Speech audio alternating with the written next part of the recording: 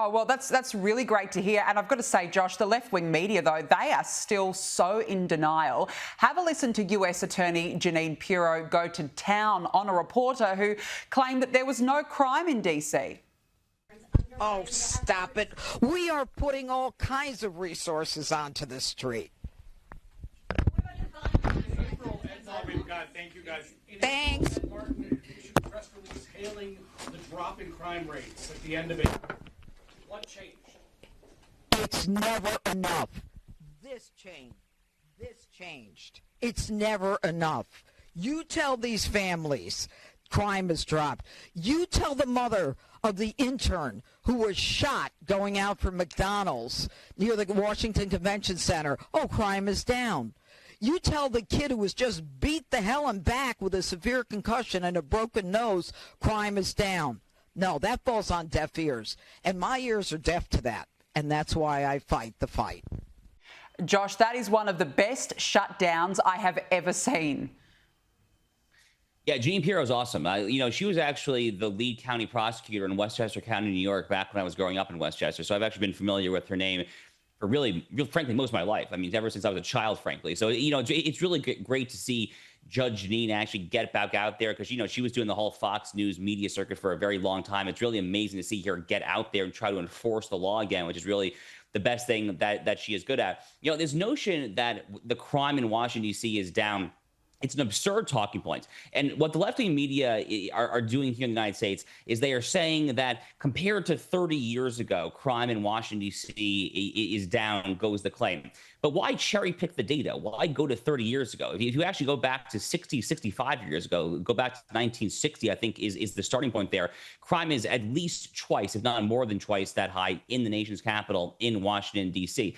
Look, anecdotally, again, I can tell you as someone who has lived there for multiple years, I spent a lot of time in Washington, D.C. over the years. I know the city inside and out. Back in the day, you could walk around very nice areas, Georgetown, Foggy Bottom, Adams Morgan, DuPont Circle, and you wouldn't have to fear for a rape or a carjacking, a gangbang in there. But the fact that Washington, D.C. has gotten to this point, I think, can be illustrated by one recent example, and that's really all I need to prove my point, which is you had 2 Israeli embassy staffers who were gunned down in broad daylight, not 3 to 4 blocks from the National Mall there in Washington, D.C. in late May. People forgot that happened. That was in broad daylight in Washington, D.C. That's not the kind of thing that would have happened back when I was living just a few blocks from there myself 10, 15 years ago. Yeah, look, I mean, it's just scary what's going on. I've also got to show you this, Josh, because host of Morning Joe, Joe Scarboro, after, of course, having met with Trump months ago, it seems he really has come around to the fact that the president is not the enemy. Have a look at this. The people that are cheering this on privately are not like right-wing Republicans, are not MAGA people. A lot of our friends are in the media, and also Democrats that worked on Joe Biden's campaign, that worked on other campaigns, that are saying, yeah, I'd like to feel safe walking around this city. If the federal government can be a positive partner in keeping the streets safe, while, again, forming a partnership with the D.C. police and not taking over, then at least the people I've spoken with that live in D.C. day in, day out, see this as a positive step. Wow, Josh, he's actually gone against the lefty narrative. I mean, this would confuse the heck out of the Liberals on that channel. Yeah, it's really incredible. I mean, this is the program Morning Joe with Joe and Mika that MSNBC actually pulled off the air the morning after the 2024 presidential election because they were so afraid of the meltdowns that would be on air. And here is even Joe Scarboro saying the quiet part out loud. This gets back, frankly, to what I was saying a few minutes ago about how this is not just good policy and good constitutional law. It's amazing politics because everyone hates crime. There is no pro-crime constituency other than the Black Lives Matter far-left freaks. I mean, and these people are just a tiny, tiny, tiny sliver of the American electorate. Now, I did see another guest on MSNBC earlier today. I pay for my sins by watching MSNBC sometimes. And I did see this woman on MSNBC saying that because she is a black woman, that she is afraid of more police there. That is a tiny, tiny, tiny minority viewpoint. Here in American politics, we talk about the swing voters, the suburban mothers, people like that there. If there's one issue I think above all that motivates them, it is crime and public safety. Immigration, illegal immigration ties into the crime public safety issue a little bit there, but this is amazing politics there. And Donald Trump has a unique generational opportunity, I think. If the feds are really going to do this, and so far the very preliminary results are looking pretty good. If they're really going to do this, he has a generational opportunity, I think, to disprove the various fallacies of left-wing criminal justice movements, anti-police movements, anti-incarceration movements going back 25, 30 years. He can finally, once and for all, I think, put the defund the police crowd, the defund the prisons crowd, I think, completely out of our political realm there. I'm rooting for him. I hope he succeeds. Yeah, look, absolutely. We'll be watching this one closely.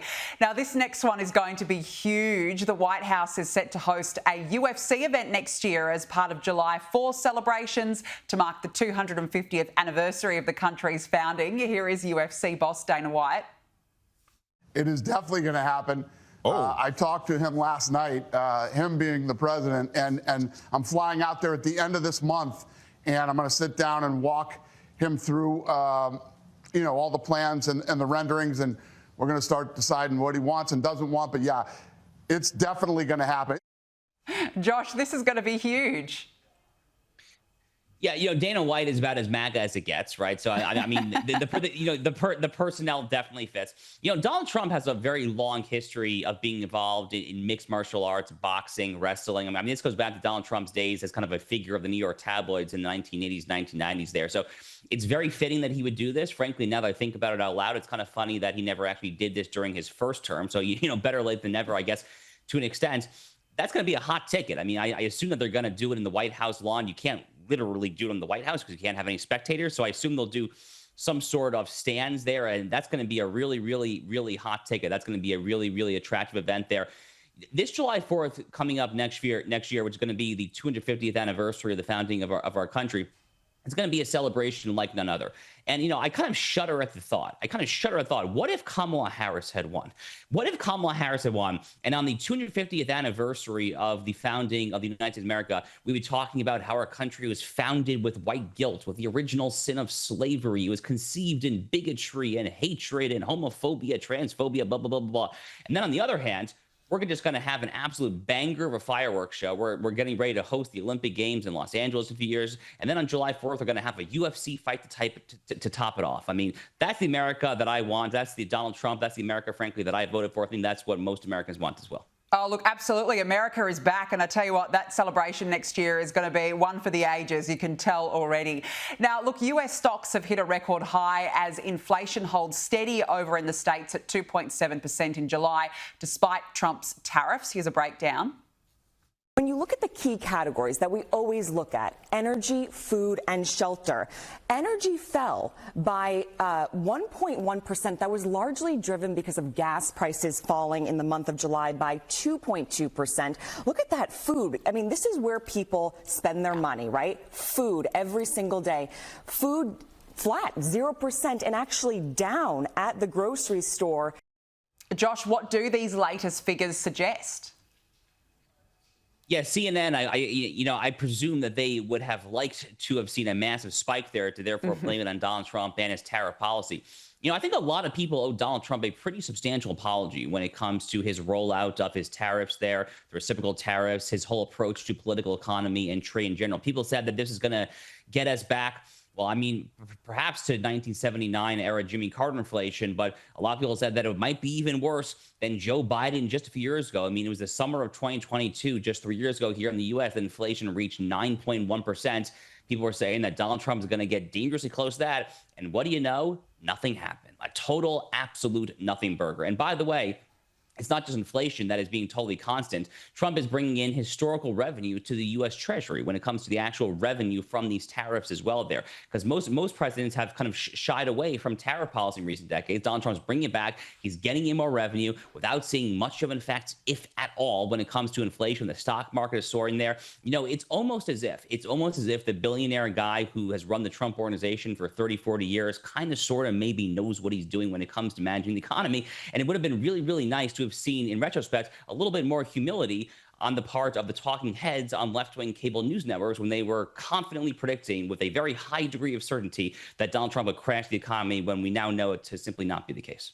No, absolutely. I mean, this is the work of an America First agenda, I guess, as Trump had promised. Now, the Ukrainian President Volodymyr Zelensky has been excluded from peace talks between Donald Trump and Vladimir Putin on Friday, and now we know why. The White House press secretary Caroline Levitt confirmed it's because the Russian leader extended the invitation to meet. So, Josh, basically it was because this meeting was at the request of Putin himself. How will this work in Trump's favour in being able to really suss out whether Vladimir Putin is serious or not about ending this war? Well, it strikes me, first of all, as a little petty on behalf of Volodymyr Zelensky that he's saying no, effectively simply because this was Putin's idea in the first place. I mean, who cares, frankly, whose idea it was?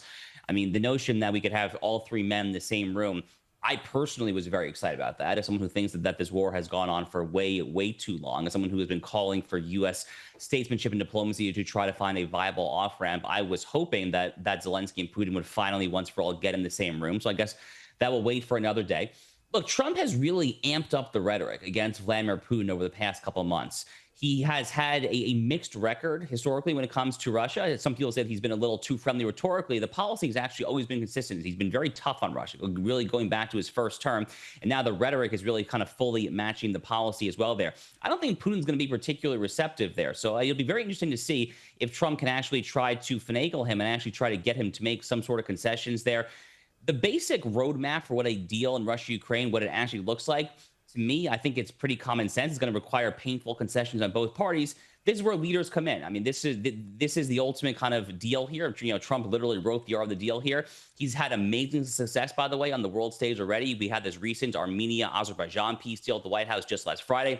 There was Congo and Rwanda, India and Pakistan, Israel and Iran after the 12-day war. On and on we go. He's had an amazing, amazing run of diplomatic successes trying to foster and secure peace in a very turbulent part of the world there. We'll see if he can do this big deal with Russia and Ukraine, but I definitely would not discount the possibility of it. Well, I think the world's going to be waiting, standing by with bated breath to see what comes out of this all-important meeting this week. Josh Hammer, good to catch up. Thanks so much for your time. You bet. Thank you.